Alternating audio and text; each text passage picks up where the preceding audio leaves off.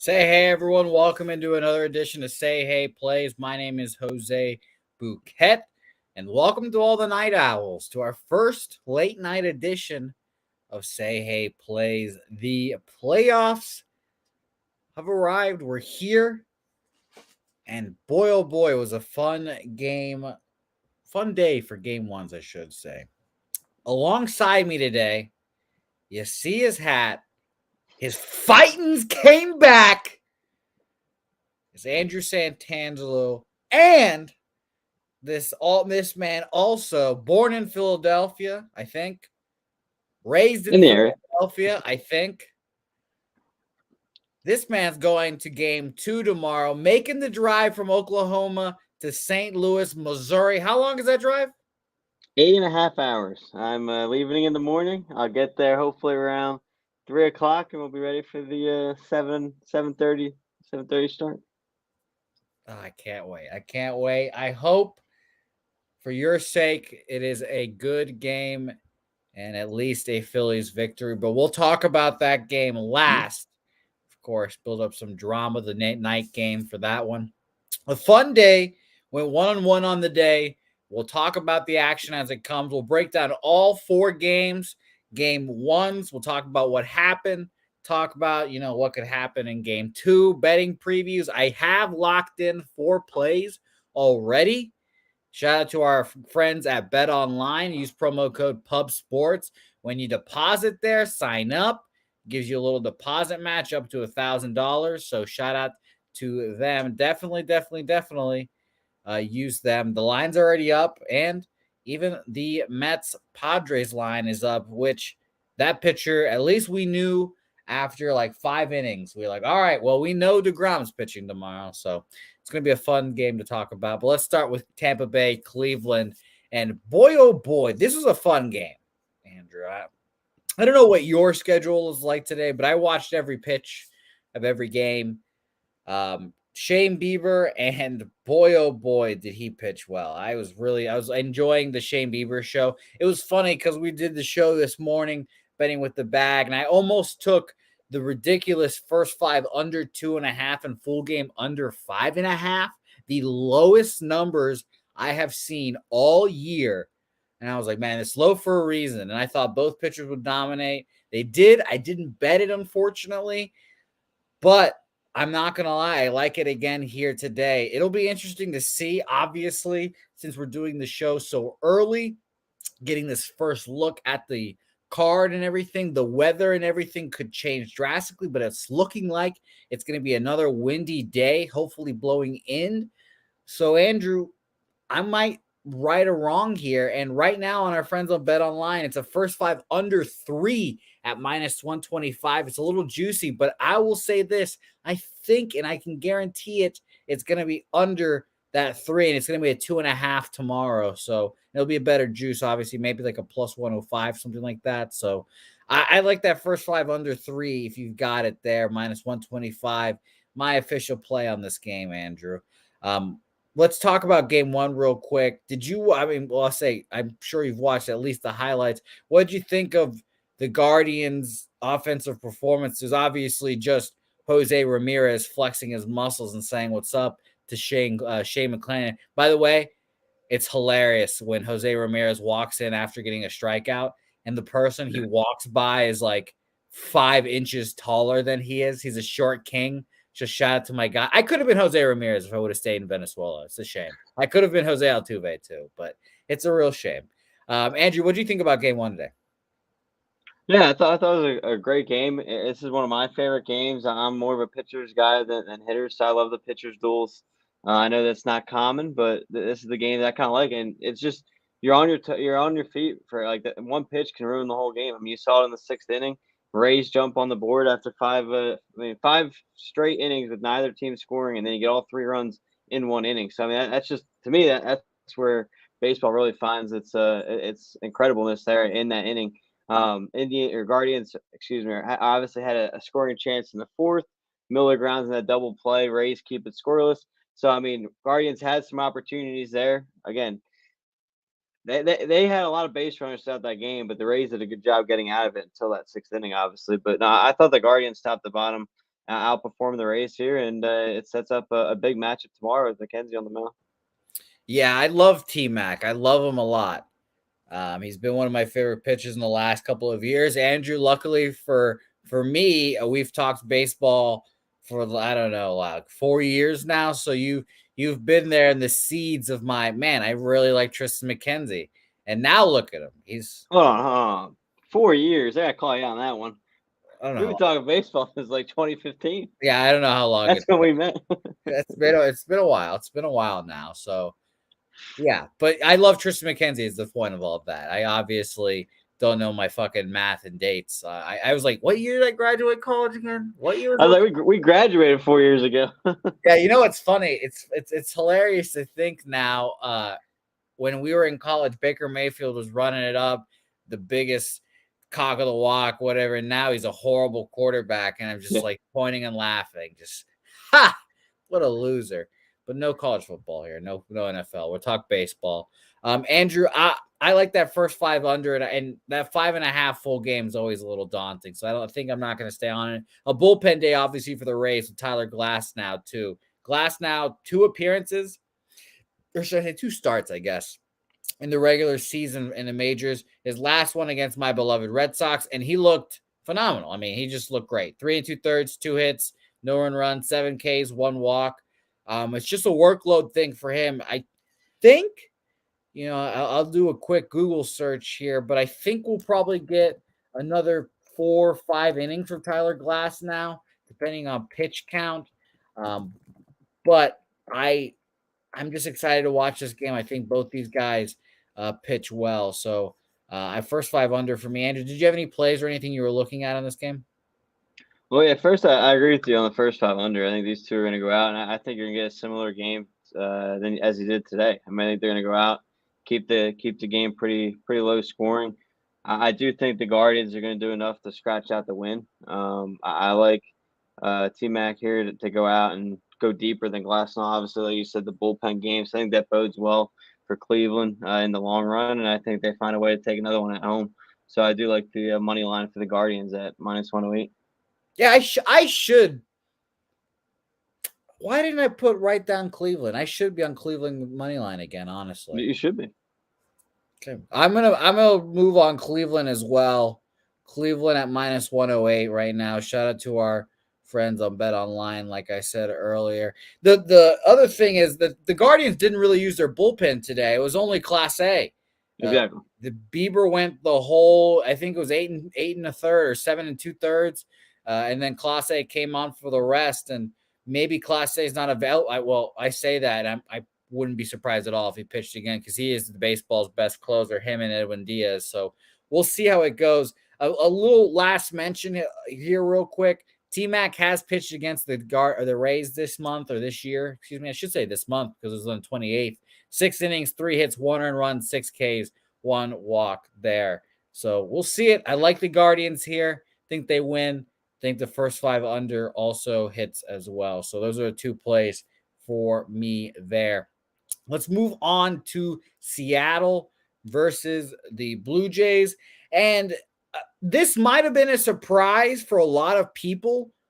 But if you watch Betting with the Bag and you saw the sharp money immediately on the Mariners and a lot of the bets on the Blue Jays this morning, but the line just kept going down and down and down, it would have made you realize it seems like the Mariners were the play, and they ended up winning pretty comfortably. The Blue Jays offense didn't show up. Luis Castillo looked amazing. And would have been nice to acquire that kind of guy, huh? Right. Yeah. Luis, I mean, that's what we expect. That's why they went out and got him. I mean, he did everything he could, and that's why they made that trade. But he went out and just dealt today.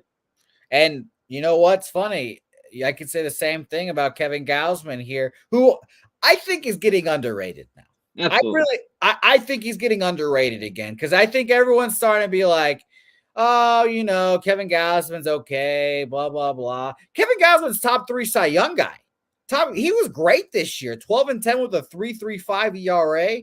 I thought he was phenomenal this year. Again, maybe I have some Red Sox rose-colored glasses because he always dominated the Red Sox.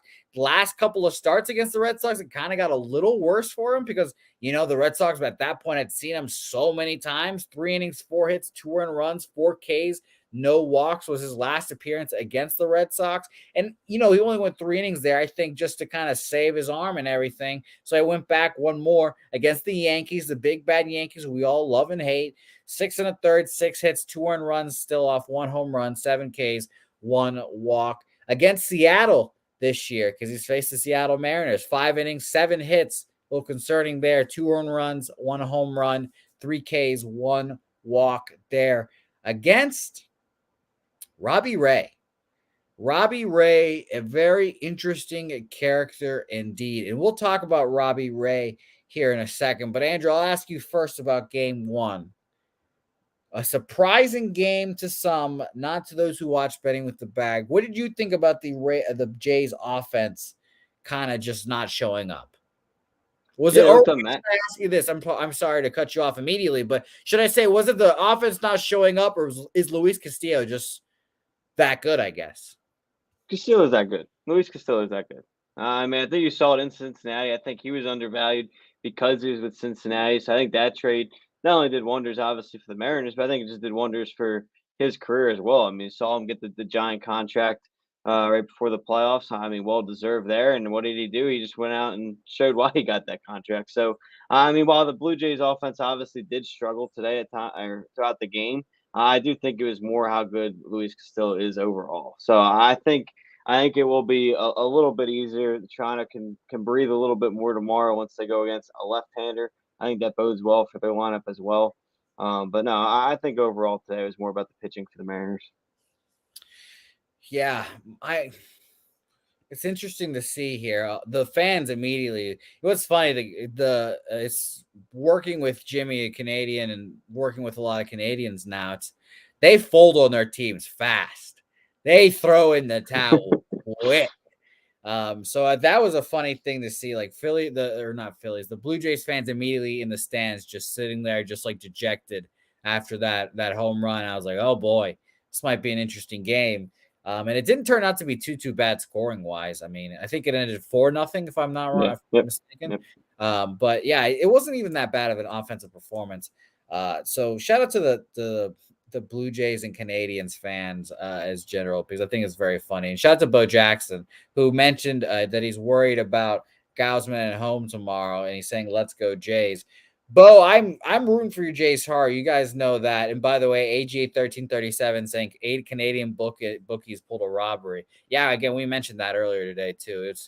It was just tailor-made. All the money on the Blue Jays, and the line just kept dropping and dropping it, making more appealing to bet the Blue Jays, and just taking everyone's money. So that was a very interesting thing. But as I was saying, Bo Jackson mentioned that he's worried about Gausman at home. A 4.57 ERA at home compared to a 2.3 on the road. So that's obviously a concern. And I'm looking at his home starts to end the year. Boston, 2 earned runs. Like we mentioned, the Yankees, 2 earned runs. He got touched up by the Rays for 5 earned runs. The Cubs touched him up for 2 earned runs. The Guardians touched him up for 5 earned runs. The Cardinals touched him up for 5 earned runs. Did he show out the Phillies? Excuse me? Did he show out the Phillies? Sorry to cut you off. No. I'll look for it right now. That must have been in Philly then. Oh, he crushed the Phillies. It was. That was at Philadelphia. Okay. I was at Philadelphia. But I think the point of what I was saying, he's playing good teams at home. Those are good teams. And I think he can take advantage of a Seattle offense that is not as good. So I like the Blue Jays here. The question is, how am I going to bet the Blue Jays? I'm going to double up on them, I think. I took them first 5 -0.5 at -105, thinking they can get to Robbie Ray, who we have not talked about yet, and we'll get to here. And I'm going to take Toronto team total over 4 at +105 for me here. Robbie Ray, we all know the awkwardness, the story behind this start. Robbie Ray leaves. The Blue Jays signed Kevin Gausman to kind of fill that spot. This is the ultimate, was it worth not signing your Cy Young guy to get this guy. This is the ultimate case of that, and we'll see how the general manager feels after this game. But Robbie Ray against the Blue Jays, pretty good so far. One start against them this year, 6 innings, 3 hits, 1 earned run, 6 Ks, 2 walks. But the issue with Robbie Ray is it's very hit or miss. It's very, very hit or miss with Robbie Ray, and I ultimately do not trust him in this spot. He's 12-12 with an almost 4 ERA, a 3.71. His last start was a bad one against the Oakland A's. 5 2/3, 8 hits, 6 runs, 5 of them earned, 3 walks, 3 Ks. And by the way, 3 home runs allowed that game. I think the Blue Jays offense can get to him here. I looked at his splits from last year as well. He pitched well in the Rogers Center. He'll obviously be familiar, 2.58 there. But I think the Blue Jays offense can get to him. Best offense in baseball last 2 weeks against righties. 178 weighted runs created plus. 7th best all year against righties. Think the Blue Jays come out, they make a statement, they win this game and force game 3. What do you think, Andrew? I agree. I think Blue Jays win this game. They're going to force game 3. In terms of any plays, I think I go over the over 7 here. I think both pitchers are going to get touched up a little bit. I don't think either one gets through. I think they both go 5 max before the bullpens come in and take over. And then I think that the over 7 is a good play. I do agree with Jake Burns there in the chat. I think it is a first 5 over as well. So, and I think this is going to be more offensive. I mean, Toronto gets shut out today. They're going to look to get out quick, and I think they jump out of the gate early too. So you think I should? Well, I'll put it up to the chat as well. Is this looking like more instead of a Toronto first 5 bet? Is it more of a first 5 over? I mean, guys, let me know what you guys think in the chat, because the fact of the matter is, you guys were right about Kevin Gausman's home ERA being high. Let me see. Let me see what I can find here for a first 5 over real quick. It's a 3.5, and I can get that's a total for the freaking Seattle Mariners. Hold on, let me look one more time. This is why it's nice to have multiple books. You can check multiple places and see what kind of totals you can get here. So a first 5 over, we can get a over 4 minus 110. Very interesting. I would have loved the 3.5, but the 3.5 is minus 150. So I'll write down that minus 110 over 4 here, and we'll come back to it here later. Interesting game. Interesting game to say the least. So I am going. Is this going 3, Andrew? What do you think? Real quick. Yes. So I got the Guardian series going 2. I got this one going 3 so far. All right, interesting. Let's talk about the game that just ended. Man, oh man. Was it a game? The Metropolitans are in a pickle. In a pickle. And as you guys can see, the lines were not out when I made the graphics, but the lines are out. We kind of knew as soon as they went down like 7 runs or whatever it was, like, all right, Jacob, you're going tomorrow, because season's on the line tomorrow. And I find that to be great. No, just gloves are off, no fucking around. Blake Snell goes for the Padres, capable. Also leaves them Joe Musgrove for game 3. So they're feeling good. They're feeling like in a good spot. Blake Snell's last start, 6 innings, 3 hits, 1 earned run, 6 Ks, 1 walk against the dead White Sox. But Snell's been pitching well all year, really. Like, he's been surprisingly good all year. Well, not really surprisingly. I guess I underrate Snell, I guess. Yeah, I've always done that. I always have. He's pitched well, and he's pitched well against the Mets this year. 1 start at least. He had a start on 7/23 at the Mets. 5 innings, 4 hits, no earned runs, 5 Ks, 2 walks, and then 1 early in the year. Probably, and I think this is before he kind of found his rhythm during the season. A 4 inning, 7 hit, 5 run, 4 earned run spot, 4 Ks, 3 walks. It's interesting because we have Jacob deGrom coming off. I'll label it as his worst start in the last 3 years with the stakes on it. think it was the worst start of his last 3 years. 6 innings, 5 hits, 3 earned runs off 3 home runs, 11 Ks, no walks. And I understand that's a good start for most, but given the circumstances, I think it was a real disappointment. But I think that him facing the Padres for the first time this year, the Padres not seeing him because the Braves have seen him like 4 or 5 times at this point. I think that obviously is a big, big factor for them. So I think this is going to be another. Well, I was going to say another tight game, but I was going to say low scoring, but 7 immediately. I think this will be a low scoring affair, and I guess if I had to take anything, it'd be a first 5 here, but I'm not getting a first 5 line yet. It's a minus 174 money line for the Mets. As I told Moose Money, by the way, shout out to Moose and Cab on the college football live stream. I told him I think this is going to open up around minus 175 because I think the Mets win this game. So I wouldn't necessarily hate a minus 1.5 at plus almost 140 if you're looking for a shot here. But it's a tough sell for me here. And the Mets against lefties, we'll mention last 2 weeks of the season, 122 weighted runs created plus. So they found a little bit, but they're 12th overall in the season, 109 weighted runs created plus. So only 9% above average for them. So man, oh man, is this going to be a good game, I think. Mets fans everywhere are going to be worried. But Andrew, I'm sure you enjoyed tonight's game and their demise especially. Yeah, absolutely. I mean, especially after the Phillies win, there's nothing else better to close the night out with that Mets loss. Especially seeing See, Max Scherzer.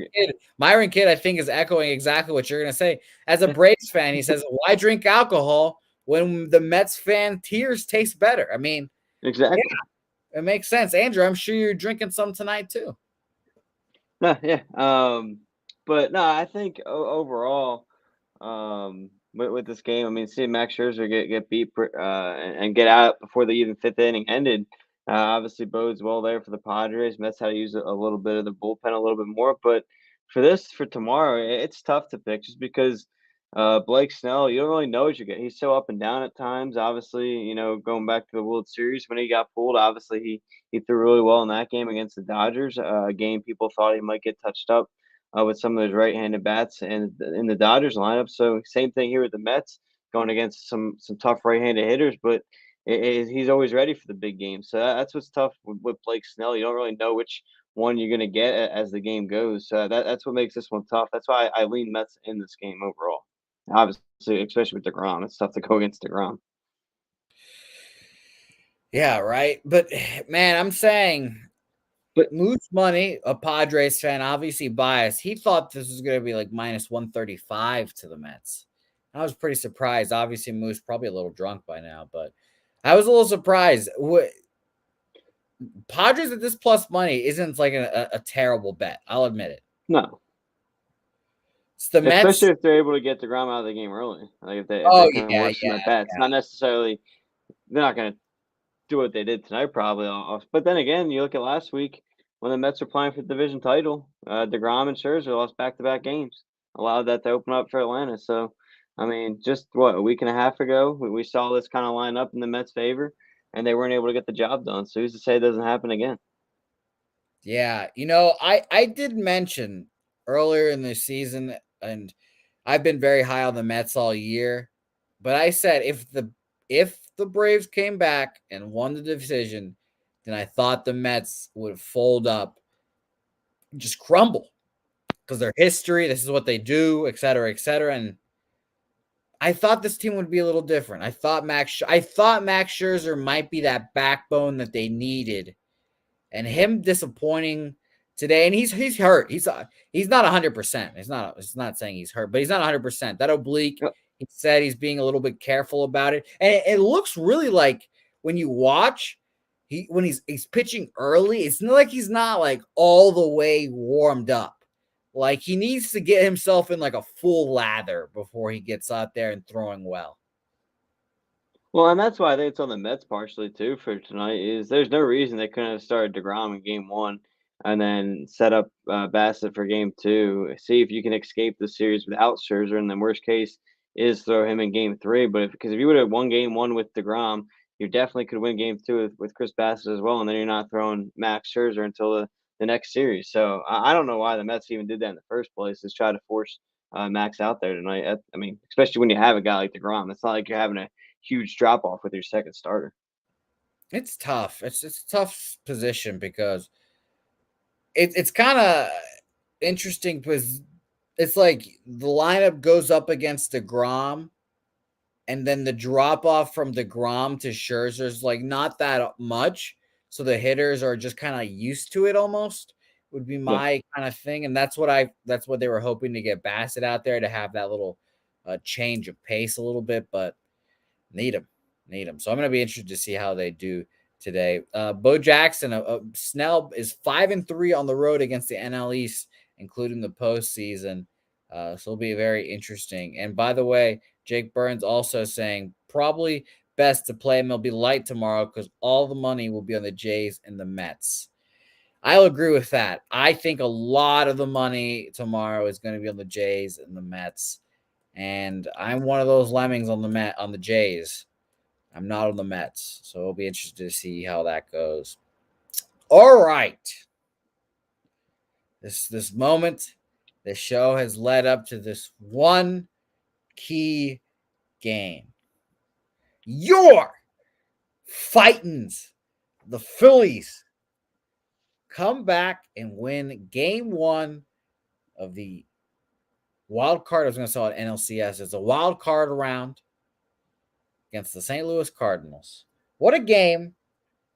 I want you to take the floor here, Andrew. You watched every pitch of this game, I'm sure. You watched it with a fine-tooth comb.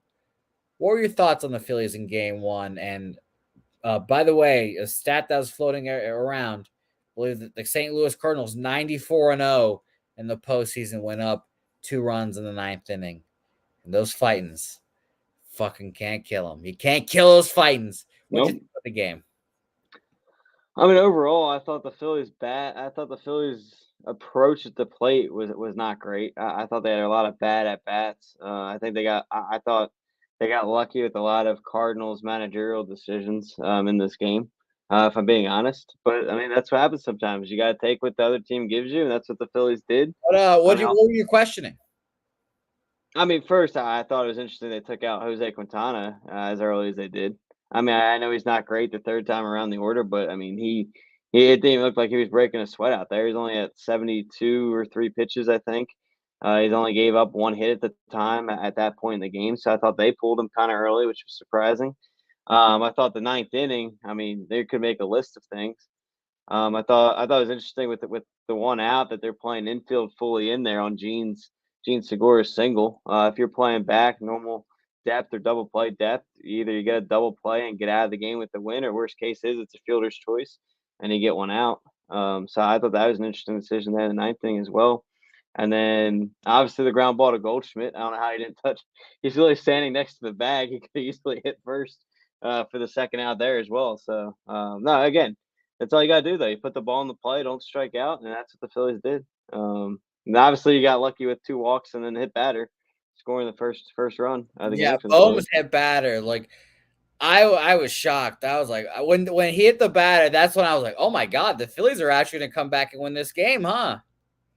Yeah, no, and I'll tell you what. I know it sounds crazy with guys like Kyle Schwarber, Harper, and stuff, but there's nobody else than Gene Segura you want up there if you just need the ball and play. He's not going to go up there and strike out. I mean, obviously, if we're talking about you need a home run, we're talking, yeah, you're going to go Schwarber, Harper. But if you're just talking about a plain single, a guy to put the ball and play, won't strike out or anything, give me Gene Segura over anybody else on the team. Yeah, no, I agree with you. By the way, what did I tell you immediately when you signed Kyle Schwarber? Yeah, I love the guy. You're gonna fucking love him. Yeah, you're gonna love him. Led the NL in home runs, so I love the guy. Yeah, it makes me mad that the Red Sox didn't sign him back. But enough about game 1. Game 2, you'll be there. Miles Mikolas versus Aaron Nola. Your guy. You've been an Aaron Nola guy for a long time. Through the thick and thin, he finally had a clutch start. Because I remember many a seasons that it would be Nola and Wheeler on the bump at the end of the season, try to clinch a playoff berth, try to keep you in the playoff hunt, and they both suck. And now he finally does it. Last start of the season, 6 2/3, carrying a no-hitter, carrying a perfect game, I think it was, through 6. Cruising.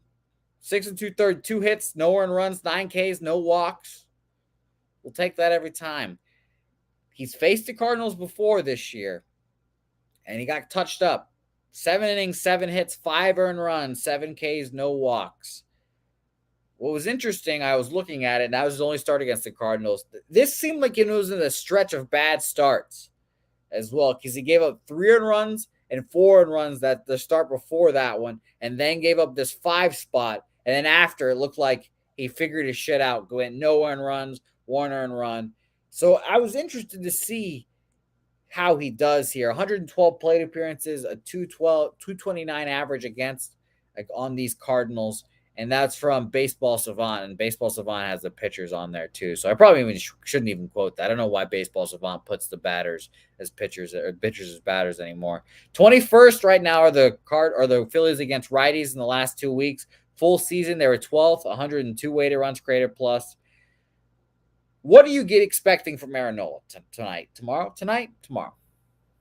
Depends. Both. Depending on what coast you're, what time zone you're in. Exactly. But no, I'm expecting not obviously what Wheeler did today. I mean, I think anytime you expect a shutout, that's a little too high. But I expect a quality start. I expect 6 innings, 2 or 3 runs from him. I mean, it's gonna be tough to shut down that offense. Guys like Paul Goldschmidt, Nolan Arenado, and Albert Pujols in the lineup 2 days in a row. So I mean, if he gives us a quality start, keep us in the game, I think the bats have a chance to go with them as well. I think the Cardinals' response tomorrow to start the game is going to be very interesting. Obviously, that's a tough way to lose a game. You get that late home run in the 7th inning, go up 2-0, shut down the Phillies in the 8th, get the first guy out in the 9th, and then it just blows up, and you give up 6 runs in the blink of an eye. So what Cardinals are going to show up? Is it going to be they're going to come out with vengeance and jump out quick, or is it going to be they kind of roll over and let the Phillies take it? So I'm very intrigued to see what kind of Cardinals show up in the first 2 innings. I am too. How's the bullpen looking, Andrew? For the Phillies?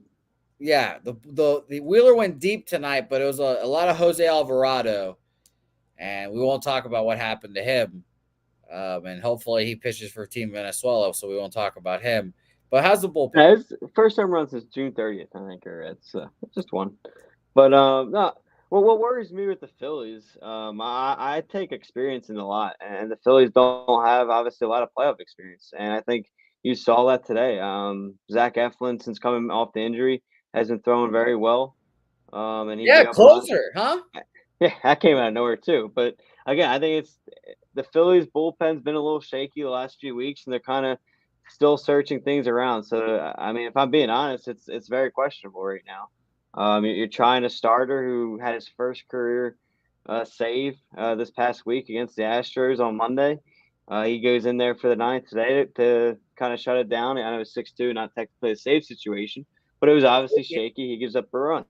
They used David Robertson in the 8th inning, which I thought was interesting because he's the closer you traded for at the deadline. So, and then you have Sir Anthony Dominguez. So we'll see. But they got guys that have high velocity, but the biggest thing is control. And when you can't control the ball, obviously it leads to walks, as you saw the Cardinals have tonight. And that's what Alvarado did with 2 outs, was he had the walk before the home run. So that's the biggest thing, is if you avoid walks, I think the Phillies bullpen's fine, but they just walk too many guys at times.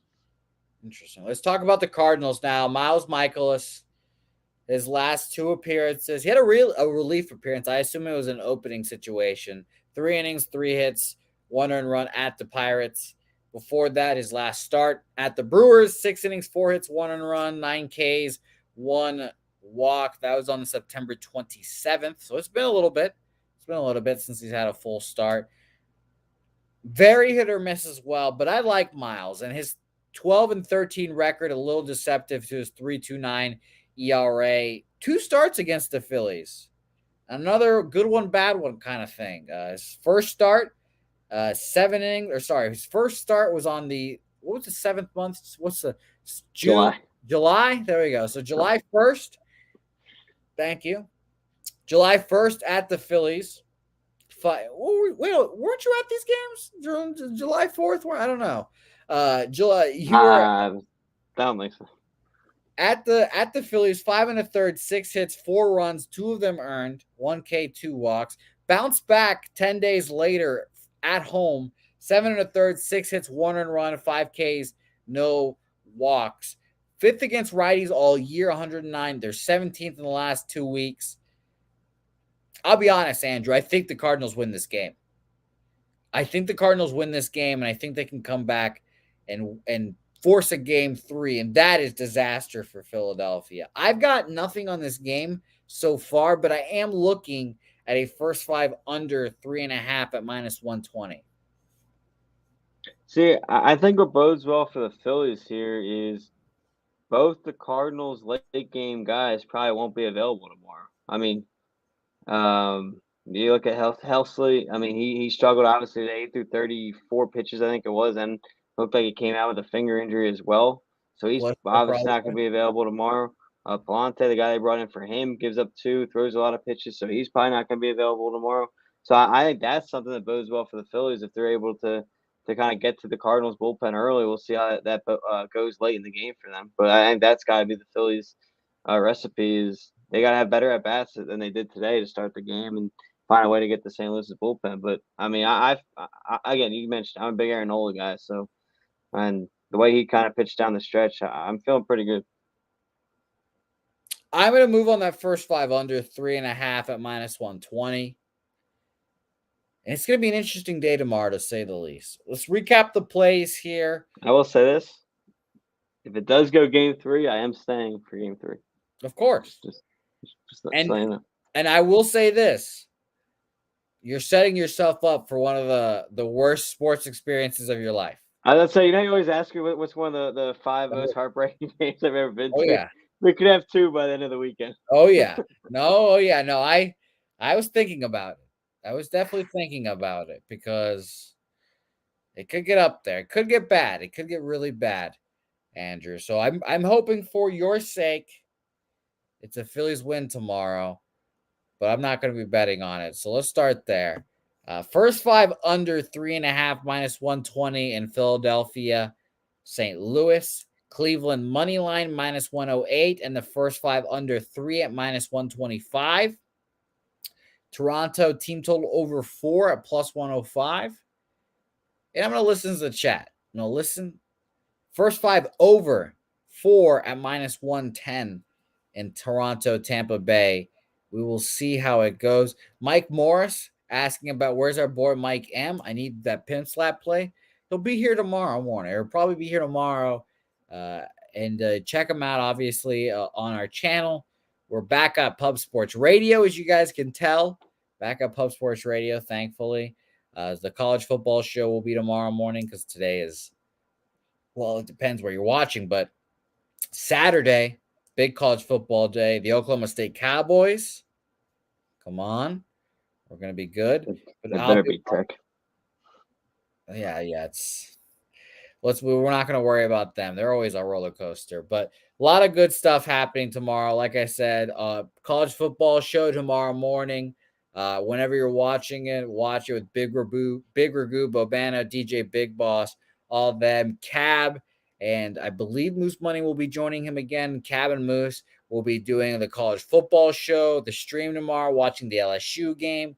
Whole lot of fun will be happening mañana. Andrew, where can the people find you at? You can find me at AJ_Santangelo on Twitter. A couple other podcasts I do is Philly Sports Now, Philadelphia Sports podcast you can check out, and then So You Think You Can Manage, Strictly Phillies podcast.